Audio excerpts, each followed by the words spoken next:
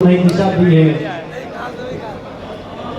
और उनकी शरण में आकर के सभी श्रद्धालु भक्त भाविक अपने जीवन की, अपने परिवार की, अपने समाज की और अपने राष्ट्र की मंगल कामना करते हैं। ऐसे देव पुरुष का आशीर्वाद समय समय पर आप और हम सबको मिलता रहे।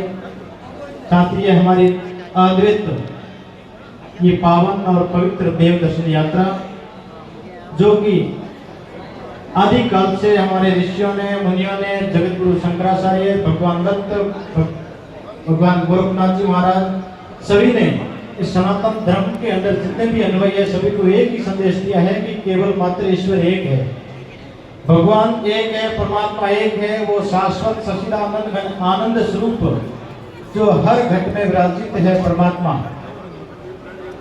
और उस परमात्मा को प्राप्त करने के लिए पूज्य संतों के शरणों में जाकर के उनके माध्यम से, उनकी वाणी के माध्यम से सब प्राप्त करके साथ ही उसकी साधना, उसका भजन, उसका कीर्तन करने के माध्यम से अपनी सोई हुई अंदर शक्ति को जगाना, ये मनुष्य का परम कर्तव्य है। और जब तक अपने आप के भगवान को अपन नहीं जान पाएंगे तो फिर दूसरे भगवान को कभी नहीं जान पाएंगे। इसलिए पहले अपने स्वयं को जानना, मैं खुद कौन हूँ, कहाँ से आया हूँ, इस मृत्यु लोक में मुझे क्या करना है, वापस किसके घर जाना है। जब अपने आप को अपन जान पाएंगे तो पूरे संसार को जान लेंगे, और अपने आप को जब तक नहीं जानेंगे जब तक संसार को जानना बहुत कठिन है। इन वास्ते हमारे संत महापुरुष वेद, पुराण, गीता, भागवत, उपनिषद एक ही संदेश देते हैं कि ध्यान उस परमात्मा का जो हर रूप में, हर अवतार में समय समय पर जैसे जिसकी आवश्यकता पड़ी ऐसा रूप धारण करके इस राष्ट्र को, इस धर्म को नई दिशा दी है। वो केवल द्वैत नहीं है, शिव ही शक्ति है, शक्ति शिव है, शिव की सब अवतार है, गुरु के सब अवतार है, भगवान दत्त के सब अवतार है। ऐसे एको देवो महेश्वरम, जब अपन एक की शरण में जाकर के अपन ध्यान साधना करेंगे तो अपना ध्यान साधना निसंदेह सार्थक और सफल होगा। वर्तमान में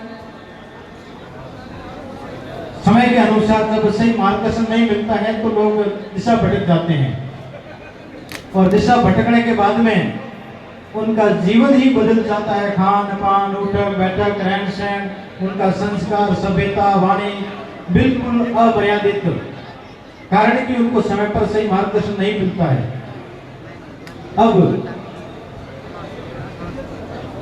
संत महापुरुष मठ में विराजित हैं, अब मठ में जाना अपना फर्ज बनता है, और अपन जब तक मठ में नहीं जाएंगे जब तक अपना मार्गदर्शन मिलना संभव नहीं है।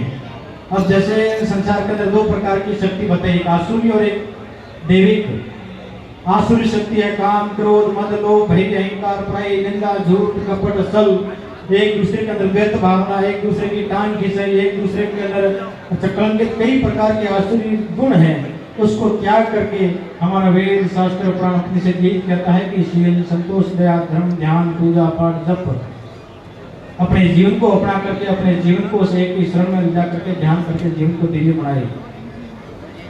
वर्तमान काफी युवा है जो, मैं युवा से भी विशेष करके कहना चाहूंगा कि अपनी दिनचर्या बहुत महत्वपूर्ण है। सबसे पहले महत्वपूर्ण अपना स्वास्थ्य, पहला सुखी निरोगी काया है। अपनी काया निरोगी होगी तो अपनी करोड़ों अरबों की संपत्ति अपने काम आएगी। अपनी काया निरोगी नहीं होगी तो करोड़ों अरबों की परिवार, समाज कोई काम नहीं आने वाला है। इन वास्ते सबसे पहला जो स्थान है वो अपना स्वयं का शरीर का मंदिर है, इसकी तरफ ध्यान देना। अपना खान पान पवित्र होना चाहिए, अपना ध्यान पवित्र होना चाहिए, अपना विचार पवित्र होना चाहिए, अपना मन पवित्र होना चाहिए, अपनी बुद्धि पवित्र होनी चाहिए। और पवित्रता के अंदर हमेशा भगवान और देवता वास करते हैं, और जब भगवान देवता वास करते हैं उसका मार्गदर्शन परमात्मा स्वयं करते हैं। अब विशेष करके जैसे कोई उठने का समय नहीं, कोई बैठने का समय नहीं, कोई खाने का समय नहीं, कोई पीने का समय नहीं, केवल मात्र पैसा पैसा पैसा पैसा पैसा शरीर के लिए काम नहीं आता। और वही पैसा यदि शरीर के ऊपर ध्यान नहीं दिया तो समय के अनुसार वो पैसे हॉस्पिटल में काम आएंगे आपको, और हॉस्पिटल में काम आने के उपरांत भी करोड़ों खर्च करने के बाद में भी शरीर स्वस्थ नहीं रहता है। इसलिए शरीर को सुखी और स्वस्थ रखने के लिए भगवान की शरण में जाना बहुत जरूरी। भगवान की शरण में जाकर के यम, नेम, आसन, प्राणायाम, प्रतिहार, ध्यान, धारणा और समाधि जैसे योग के अंग अपना करके इस जीवन को, अपने शरीर को स्वस्थ रख करके और स्वयं को भी आनंद प्राप्त करे, अपने परिवार को और अपने समाज को भी आनंदित करे। यही इस मनुष्य का मूल मंत्र अध्याय है। और अध्याय के साथ में जैसे ये पंच तत्वों से बना हुआ शरीर है, धरती जैसा धैर्य, जल जैसी शीतलता, वायु जैसी वीरता, अग्नि जैसा तेज और आकाश जैसी सम्राटता, इस प्रकृति की गोद में जाकर के इस जीवन को धन्य बनाना ये मनुष्य का परम कर्तव्य है। आप पूजा करो, पाठ करो, देवताओं के स्थान में जाकर के जो भी आप भगवान को अर्पण करो, ठीक है, ये अपना शुभ कर्म है, ये अपना शुभ कर्म है। पर इससे उपराम उठ करके अपने शरीर की तरफ ध्यान देना ये मनुष्य का परम कर्तव्य है। आप सभी को शुभकामना साधुवाद देता हूँ और मंगल कामना करता हूँ। भगवान बड़ा राम जी महाराज की, लक्ष्मण देव महाराज की, पूज्य संतों का आशीर्वाद हमेशा ऐसा ही बना रहे। इसी मंगल कामना के साथ बोले सत्य सनातन धर्म की, अधर्म का नाश हो, अधर्म का नाश हो। अब धर्म है शील, संतोष, दया, धर्म, पूजा पाठ, जप तप, नेम, धर्म।